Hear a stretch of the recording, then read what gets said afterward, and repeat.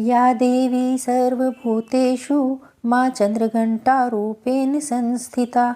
नमस्तस्यै नमस्तस्यै नमस्तस्यै नमो नमः। नवरात्रि के तीसरे दिन माता के चंद्र घंटा स्वरूप की पूजा की जाती है। माता के इस स्वरूप में उनके मस्तक पर घंटे के आकार का आधा चंद्र है, इसलिए इन्हें माँ चंद्र घंटा कहा जाता है। जैसा कि आपने पिछले अध्याय में सुना, जब महिषासुर ने सभी देवताओं को हराकर स्वर्ग पर अपना राज कर लिया, तब उन सभी देवताओं ने जाकर भगवान विष्णु और शंकर जी से अपनी परेशानी कही। तब देवताओं की बात सुनकर भगवान शंकर और विष्णु जी को अत्यंत क्रोध आया और उनके क्रोध के कारण उनके मुख से एक ऊर्जा उत्पन्न हुई और भगवान शंकर, विष्णु जी और ब्रह्मा जी के मुख से क्रोध के कारण जो ऊर्जा उत्पन्न हुई, उससे एक देवी अवतरित हुई, जिसे भगवान शंकर, विष्णु जी, ब्रह्मा जी और अन्य सभी देवी देवताओं ने अपने अपने अस्त्र सौंप दिए। उस समय माता के मस्तक पर घंटे के आकार के अर्धचंद्र को देखकर सबने इन्हें चंद्रघंटा का नाम दिया। उसके बाद माँ चंद्रघंटा जब महिषासुर के पास युद्ध करने के लिए पहुंची, तो युद्ध क्षेत्र में उनके घंटे की ध्वनि ने ही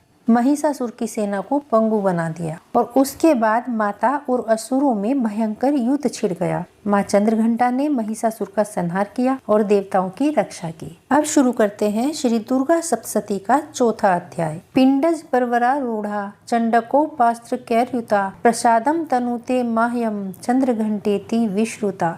ओम देवी चंद्रघंटायै नमः।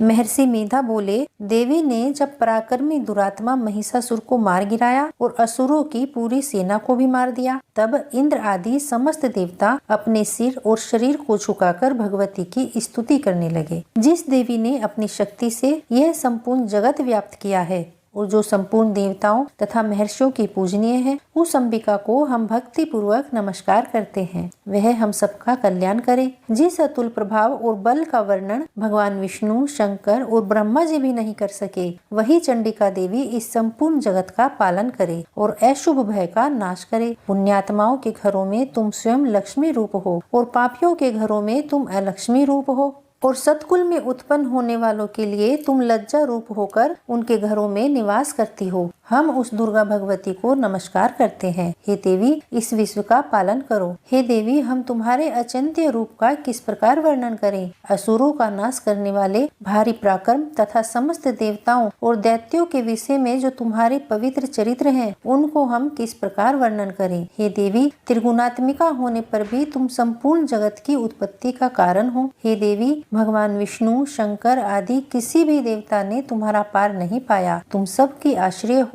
यह संपूर्ण जगत तुम्हारा ही अंश रूप है, क्योंकि तुम सबकी आदिभूत प्रकृति हो। हे देवी, तुम्हारे जिस नाम के उच्चारण से संपूर्ण यज्ञों में सब देवता तृप्ति लाभ करते हैं, वह स्वाहा भी तुम ही हो। इसके अतिरिक्त तुम पितरों की तृप्ति का कारण हो, इसलिए सब आपको स्वधा कहते हैं। हे देवी, वह विद्या जो मोक्ष को देने वाली है और जो अचिंत्य महाज्ञान स्वरूपा है, तत्वों के सार को वश में करने वाले, संपूर्ण दोषों को दूर करने वाले, मोक्ष की इच्छा वाले मुनिजन जिसका अभ्यास करते हैं, वह भी तुम ही हो। तुम वाणी रूप हो और दोष रहित ऋग तथा यजुर्वेदों की एवं उद्गीत और सुंदर पदों के पाठ वाले सामवेद की आश्रय रूप हो। तुम भगवती हो। इस विश्व की उत्पत्ति और पालन के लिए तुम वार्ता के रूप में प्रकट हुई हो और तुम संपूर्ण संसार की पीड़ा हरने वाली हो। हे देवी, जिससे सारे शास्त्रों को जाना जाता है, वह मेघा शक्ति भी तुम ही हो और दुर्गम भवसागर से पार करने वाली नौका भी तुम ही हो।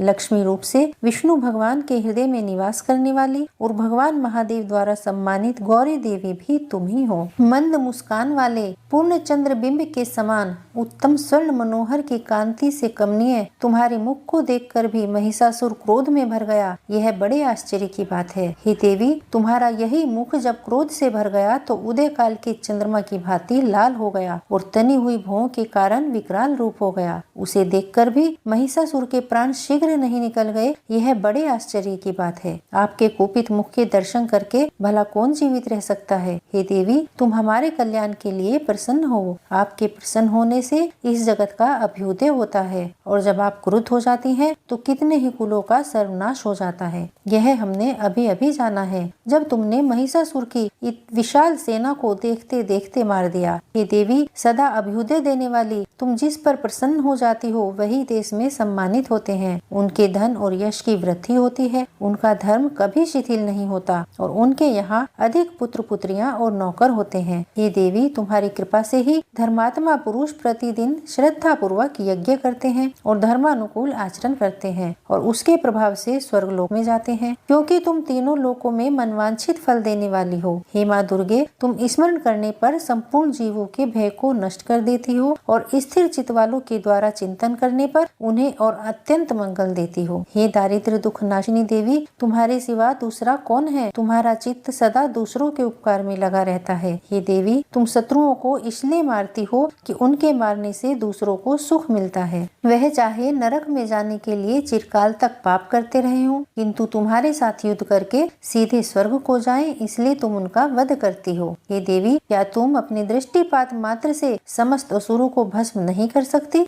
अवश्य ही कर सकती हो, किंतु तुम्हारा शत्रुओं को शस्त्रों के द्वारा मारना इसलिए है कि तुम्हारे शस्त्रों के द्वारा मरकर वे स्वर्ग को जाएं। इस तरह से हे देवी, उन शत्रुओं के प्रति भी तुम्हारा विचार अति उत्तम है। हे देवी, तुम्हारे उग्र खड़ग की चमक से और त्रिशूल की नोक कांति की किरणों से असुरों की आंखें फूट नहीं गई। उसका कारण यह था कि वे किरणों से शोभायमान तुम्हारे चंद्रमा के समान आनंद प्रदान करने वाले सुंदर मुख को देख रहे थे। हे देवी, तुम्हारा शील बुरे वर्तान को दूर करने वाला है और सबसे अधिक तुम्हारा रूप है, जो ना तो कभी चिंतन में आ सकता है और ना ही जिसकी दूसरों से कभी तुलना हो सकती है। तुम्हारा बल और पराक्रम शत्रुओं का नाश करने वाला है। इस तरह तुम अपने शत्रुओं पर भी दया प्रकट करती हो। हे देवी, तुम्हारे बल की किसके साथ बराबरी की जा सकती है तथा शत्रुओं को भय देने वाला इतना सुंदर रूप ही और किसका है? हृदय में कृपा और युद्ध में निष्ठुरता, यह दोनों बातें तीनों लोकों में केवल तुम ही में देखने आई हैं। हे माता, युद्ध भूमि में शत्रुओं को मारकर तुमने उन्हें स्वर्ग लोक में पहुंचाया है। इस तरह तीनों लोकों की तुमने रक्षा की है तथा उन उन्मत्त असुरों से जो हमें भय था उसको भी तुमने दूर कर दिया है। तुमको हमारा नमस्कार है।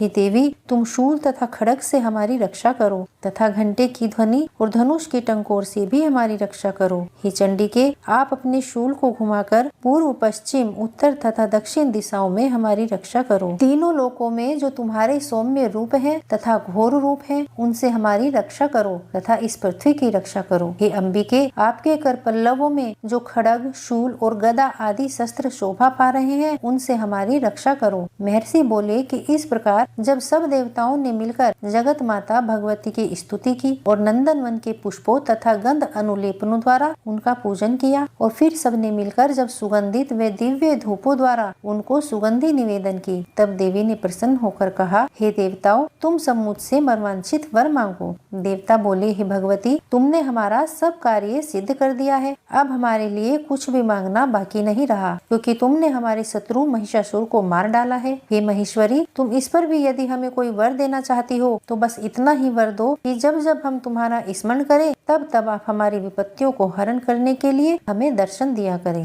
हे अंबिके, जो कोई भी तुम्हारी स्तुति करे तुम उनको वित्त, समृद्धि और वैभव देने के साथ ही उनके धन और स्त्री आदि संपत्ति को बढ़ाएं और सदा हम पर प्रसन्न रहे। महर्षि बोले, हे राजन, जब देवताओं ने जगत के लिए तथा अपने लिए इस प्रकार प्रश्न किया तो बस तथास्तु कहकर माता अंतर्ध्यान हो गई। हे भू, जिस प्रकार तीनों लोगों का हित चाहने वाली वह भगवती देवताओं के शरीर से उत्पन्न हुई थी, वह सारा वृतांत मैंने तुमसे कह दिया है और इसके पश्चात दुष्ट असुरों तथा शुंभ निशुंभ का वध करने और सब लोगों की रक्षा करने के लिए जिस प्रकार गौरी देवी के शरीर से उत्पन्न हुई थी, वह सारा वृतांत मैं यथावत तुमसे वर्णन करता हूँ।